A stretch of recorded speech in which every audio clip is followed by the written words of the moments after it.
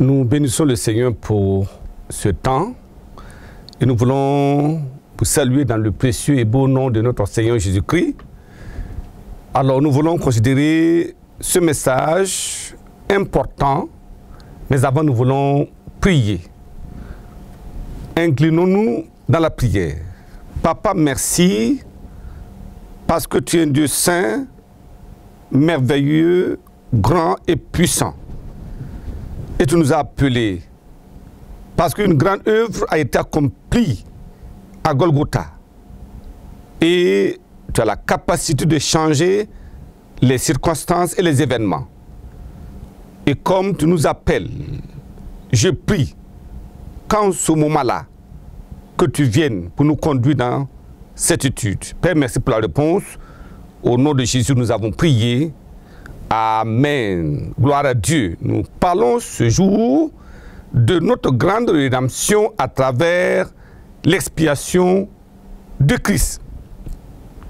Il est question de la grande rédemption, notre grande rédemption, notre grande délivrance, notre grand salut à travers l'expiation de Christ. Considérons quelques passages. Regardons dans Romains chapitre 3.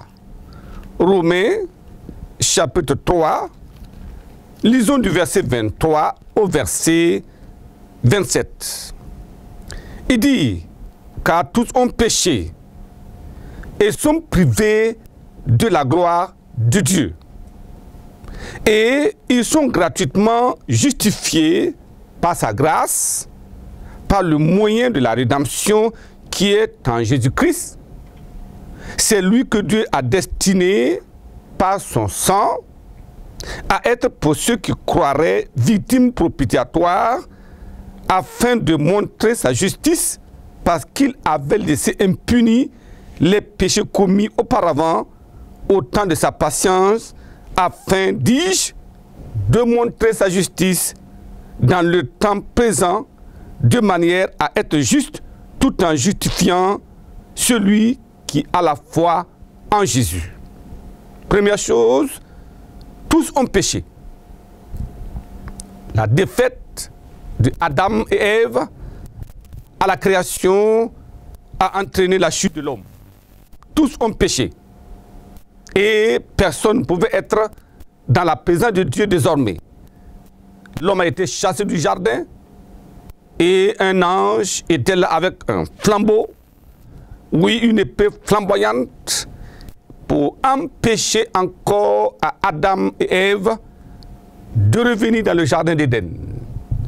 Il était loin de la face de Dieu, il n'avait plus cette communion avec Dieu, la séparation était nette, et l'homme est entré dans les ténèbres, et l'homme est devenu esclave du péché, condamné à la souffrance éternelle, et l'homme est devenu serviteur de Satan. Voilà l'état de l'homme. Si les gens ne comprennent pas ce que c'est que le grand salut, c'est qu'ils n'ont pas compris ce que c'est que la grande chute, la grande damnation et l'esclavage dans lequel l'homme s'est jeté. Mais la Bible dit que ils sont gratuitement justifiés. C'est de là.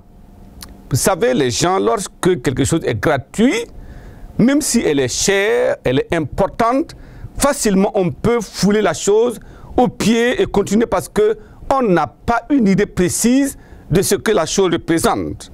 Il dit, c'est lui, voyez, Jésus-Christ, à travers son sang, c'est la victime propitiatoire, la victime qui a été sacrifiée. Et le sang duquel est capable de laver, de purifier les péchés des hommes. Voyez, Dieu montre ainsi son amour envers les hommes. Mais malheureusement, beaucoup ne comprennent pas et jettent de loin cette grâce de Dieu qui a été offerte à l'homme. Regardons dans Colossiens chapitre 1 et le verset 14. La parole de Dieu nous dit là-bas, « Et nous qui avions la rédemption, la rémission des péchés, il est l'image du Dieu invisible, le premier-né de la création. » Oui, il dit, verset 12, « Rendez donc grâce au Père, qui vous a rendu capable d'avoir part à l'héritage des saints dans la lumière. » Vous voyez, c'est une grâce accordée. Quand on parle de grâce, ça veut dire que ce n'est pas mérité, c'est un don gratuit et on ne peut pas payer. Alors, nous avons maintenant part. Nous pouvons avoir part à l'héritage avec les saints dans la lumière, qui nous a délivrés de la puissance des ténèbres. Vous voyez, nous étions enchaînés dans les ténèbres par la puissance satanique diabolique, et il nous a transportés dans le royaume du Fils de son amour. Ça veut dire que c'est par la puissance de Dieu que nous avons été arrachés et transportés dans la présence de Dieu. Alors, considérons Galates chapitre 3. Galates chapitre 3, nous lisons le verset 13. Il dit là-bas, « Christ nous a rachetés de la malédiction de la loi, étant devenu malédiction pour nous, car il est écrit, maudit est quiconque est pendu au bois. » Voyez, ça c'était l'état de l'homme. Et quand Dieu appelle, il s'attend à ce que cette grâce immense qui était accordée produise le fruit, produise le but pour lequel la grâce est sortie. Elle a été accordée. C'est pour cela, dans Genèse chapitre 17, verset 1, Dieu dit à Abraham, quand il l'a appelé de sa patrie, de sa maison, pour aller à un lieu qui va l'indiquer, après cela, il a marché 24 ans avec Dieu, et Dieu a dit, marche devant ma face et sois intègre parce que je suis le Dieu tout-puissant. Gloire à Dieu.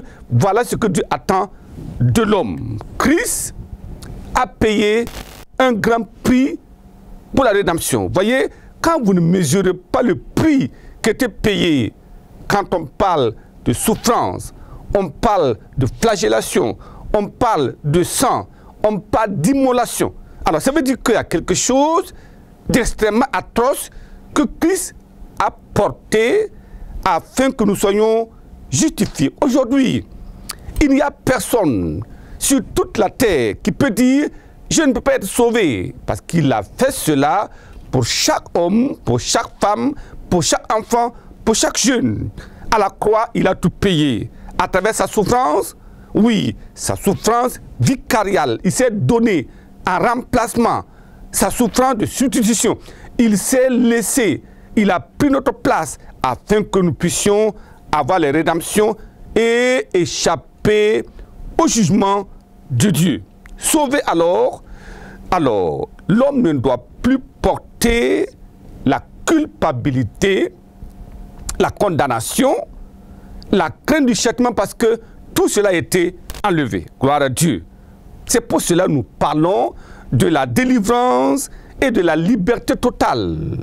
Il ne vient pas pour sauver l'homme partiellement, pour le sauver de quelques péchés, le sauver de quelques maladies et l'amener à mi-chemin sur le chemin du ciel. Non, le salut est complet, corps, âme et esprit, et il a la puissance de nous amener au port désiré. Je prie que nous comprenions cela et que nous nous attachions au Seigneur. Nous allons considérer 3 points dans le message, mais aujourd'hui nous verrons simplement le premier point et à la suite nous verrons les 2 autres points. Premier point, le grand coût de notre rédemption. C'est important.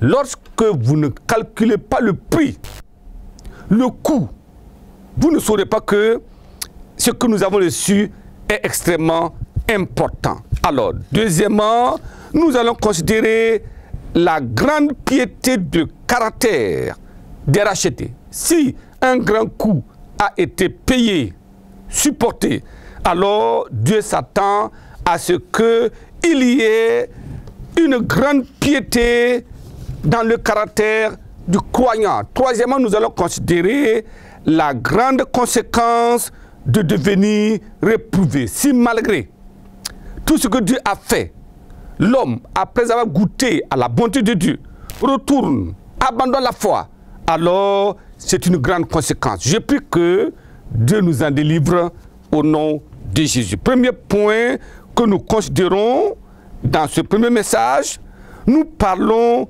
du grand coût de notre rédemption. Nous avons été sauvés par un prix très élevé. Voyons cela dans Hébreux. Hébreux, chapitre 9. Et nous lisons du verset 12. Hébreux, chapitre 9. Lisons du verset 12 au verset 15. Il dit là-bas, verset 12. Il est entré une fois pour toutes dans le lieu très saint, non avec le sang des boucs et des veaux, mais avec son propre sang, ayant obtenu une rédemption éternelle. Gloire à Dieu. Voilà ce que Christ a payé au calvaire. Voyez, quand vous entriez dans le temple en ce temps-là, dans le sanctuaire, vous avez le parvis, vous avez le lieu saint et le lieu très saint. Alors, n'importe qui ne peut pas y entrer, c'est seulement le souverain sacrificateur qui entrait dans le lieu très saint une fois l'an pour offrir un sacrifice de culpabilité afin que les péchés soient effacés. Mais la présence, cette présence de Dieu dans ce lieu très saint était très remarquable. Lorsque un sacrificateur devait y entrer dès la veille, il devait veiller, rester là, pour ne pas dormir et faire des mauvais rêves, pour se souiller et entrer là-bas. Donc il restait là pour lire la Bible toute la nuit et qu'il reste éveillé, s'examinant. Est-ce que j'ai fait du tort à quelqu'un? Est-ce que j'ai fait du mal à quelqu'un? Et que maintenant, il s'assure de sa pureté avant d'entrer dans le lieu très saint. Et là-bas, quand il rentre là-bas, on met une corde à son pied afin qu'il trimballe la corde jusque là-bas. Pourquoi? Parce que seul le souverain sacrificateur était admis dans le lieu très saint. Alors, s'il mourait frappé par Dieu à cause de son péché, il n'y avait personne pour entrer pour le chercher. C'est pour cela qu'il y avait la corde et il entrait. Et maintenant, quand on attendait 1 heure après, 2 heures après, le souverain sacrificateur ne sortait pas. Il savait que maintenant, il était indigne, il était jugé coupable de quelques péchés. Et alors, il était foudroyé dans le lieu très saint. Et on devait maintenant tirer par la corde pour le faire sortir. Alléluia. Cela montre que n'importe qui n'avait pas accès auprès de Dieu. Parce que le péché de l'homme, la nature adamique de l'homme, ne pouvait pas l'amener à être dans la présence de Dieu. Mais maintenant, après avoir payé ce grand prix, quand il a dit « Mon Dieu, pourquoi m'as-tu abandonné ?» Lorsque on l'a flagellé, les épines, la couronne d'épines sur sa tête là-bas, et les clous dans ses mains, dans ses pieds, et la lance à son côté, il dit qu'il est sorti du sang et de l'eau. Alors le sang a giclé de partout, et il a dit « Tout est accompli. » Alléluia. À partir de ce moment, il dit que le voile du temple se déchira. Et maintenant, c'est pour ça qu'il dit que maintenant nous avons un accès. Il est entré une fois pour toutes dans le lieu très saint, non avec le sang, non avec le sang des boucs ou des veaux, mais avec son propre sang, ayant obtenu une rédemption éternelle. Voyez, il a sauvé l'humanité une fois pour toutes. Et maintenant, n'importe qui se lève, qui dit à Christ, tu es mort pour moi, je demande pardon de mes péchés, automatiquement, nous rentrons dans le bénéfice de la rédemption. C'est là nous parlons de la rédemption éternelle. La Bible est claire là-dessus. Alors, car si le sang des taureaux et des boucs et la cendre d'une vache répandue sur ceux qui sont souillés sanctifie et procure la pureté, combien plus le sang de Christ qui par un esprit éternel s'est offert lui-même sans tâche à Dieu, purifiera-t-il votre conscience des œuvres mortes afin que vous serviez le Dieu vivant. Gloire à Dieu. Vous voyez, ça c'est ce que Christ a payé et nous pouvons maintenant rentrer. C'est pour cela qu'il est maintenant le médiateur, le seul médiateur entre Dieu et les hommes. Et voilà pourquoi nous devons considérer cette grâce-là et nous y réfugier. Galates chapitre 4, nous lisons le verset 3.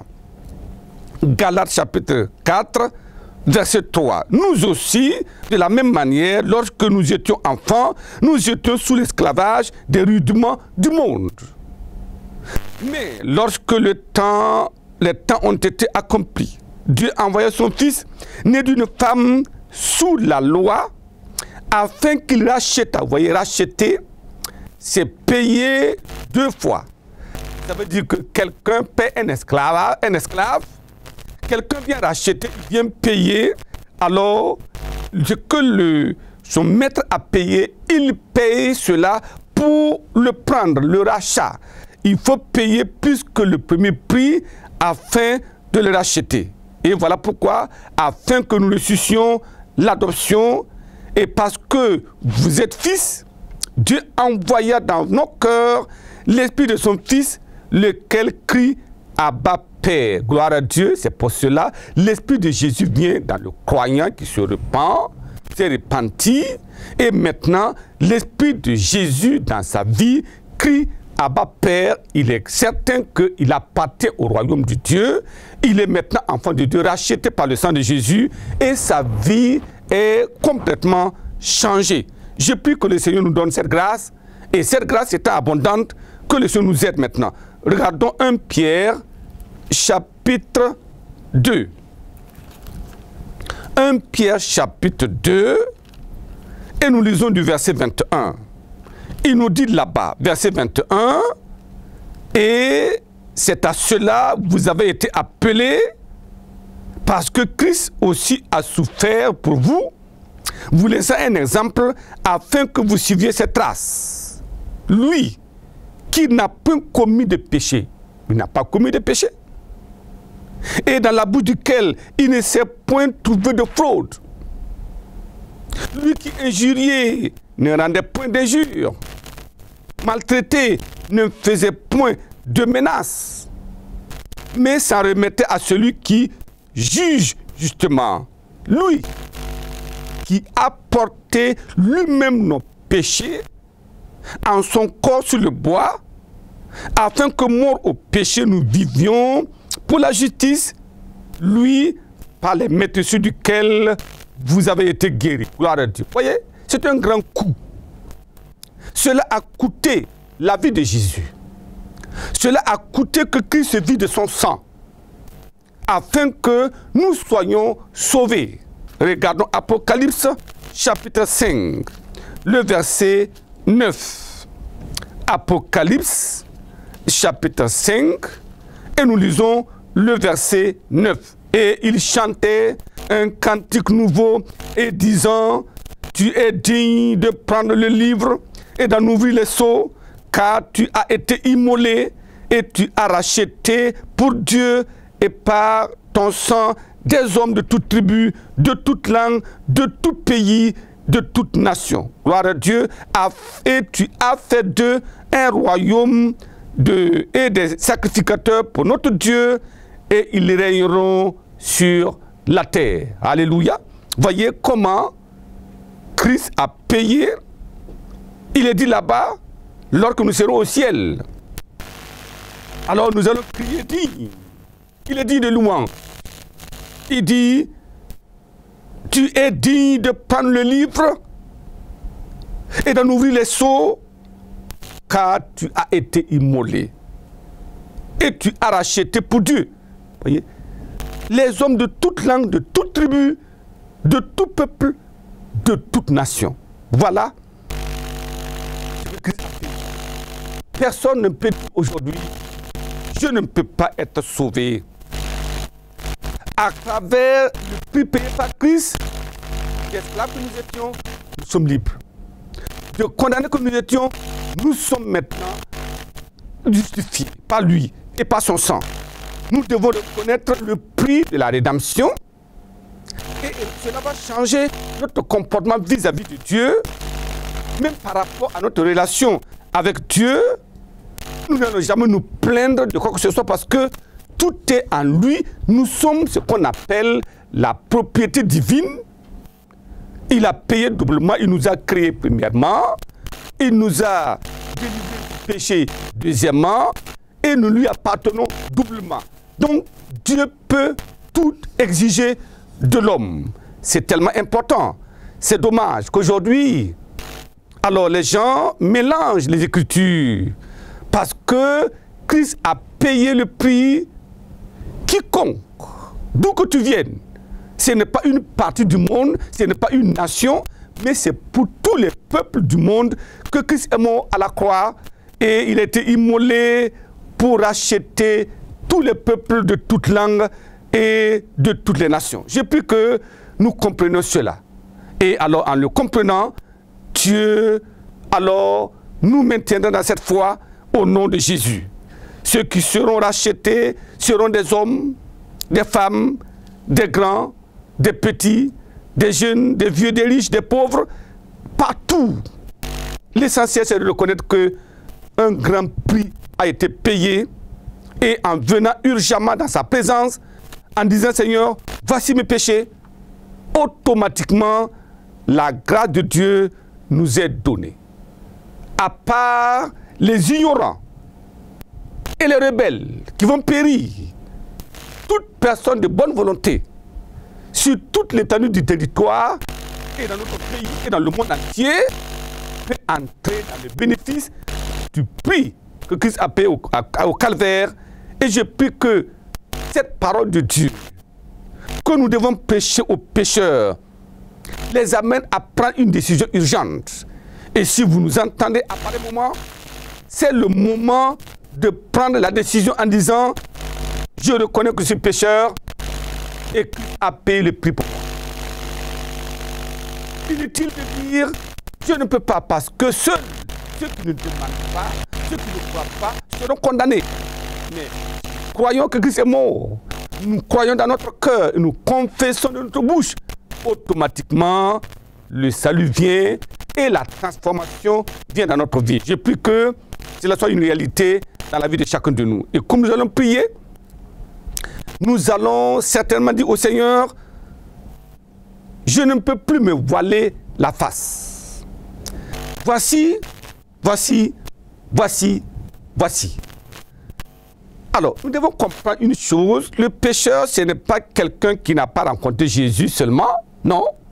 Le pécheur, c'est celui qui pratique le péché. Celui qui boit l'eau du péché. Tous les jours de sa vie, il est appelé pécheur. Christ est venu avec la puissance pour nous délivrer du péché et nous donner la justice, afin que nous marchions maintenant avec lui dans la piété. Et je prie que, comme nous le comprenons, que ce salut total nous soit accordé, comme nous prions maintenant au nom de Jésus. Baissons la tête pour la prière en ce moment. Prions. Très important. Si vous avez entendu, vous avez cru, alors baissons la tête ensemble et prions. Et demandons pardon à Dieu afin que ce grand coup de la rédemption ne soit pas vain dans votre vie, mais que cela puisse nous délivrer effectivement et nous amener un jour au ciel au nom de Jésus. Prions ensemble. Papa, merci pour nous avoir révélé le pourquoi Christ est monté au calvaire. L'importance du prix qui a été payé. Le grand coup qui a été supporté. Éternel, je voudrais remettre tous les auditeurs et auditrices qui ont compris que personne ne peut avoir raison de dire je ne peux pas être sauvé. Et comme ils viennent, que tu les sauves, tu les délivres au nom de Jésus. Nous bénissons ton nom parce que nous savons que tu l'as fait, que toute la gloire te revienne. Au nom de Jésus, nous avons prié. Amen. Que la grâce de Dieu soit sur chacun de vous. Amen.